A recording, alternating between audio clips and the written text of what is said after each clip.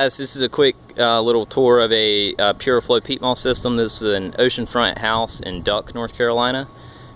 We got 1, 2, 3, 4, 5, 6, including the one I'm standing on, 7 pods. That means this house is probably 7 bedroom. Generally 1 pod per bedroom. That's the control panel over there that you see. You know, peat moss systems basically, each of these pods is full of a peat moss that comes from Ireland.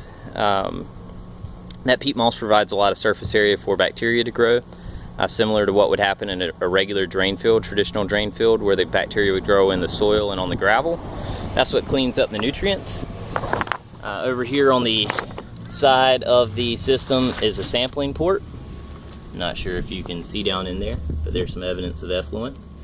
Basically, once the wastewater passes through the peat moss, a little bit trickles into that port, and you can sample it once every summer for us on the Outer Banks, because that's when the homes are occupied.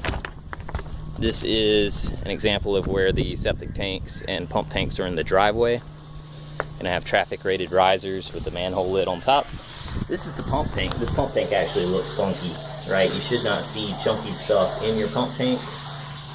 Something's going on inside of this house, whether it's high DOD or their septic tank wasn't pumped regularly.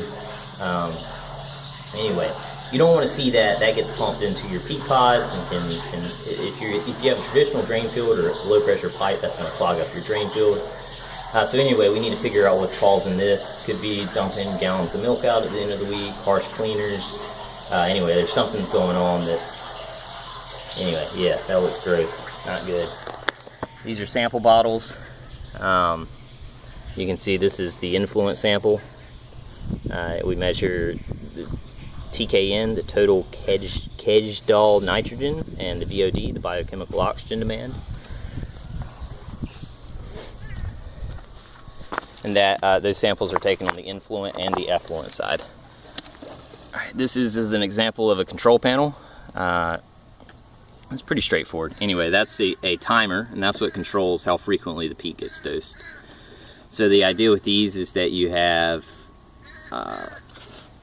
dosings happening, 12 times a day or so, and that's what allows the peat moss to, to treat the wastewater fully and effectively.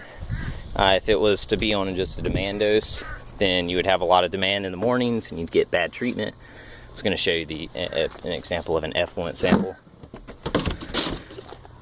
This is what the effluent looks like. Not sure if you can see how it's kind of brown. That is from where there's acids, I think it's fulvic acid, in the peat moss that leaches out with the effluent. So anyway, that was just a quick preview of a peat moss system. My name's Michael, Septic Doc, Outer Banks, North Carolina. If you have any issues or questions or need a peat replacement, we do it all. So give me a call, 252-564-7897. All right, bye.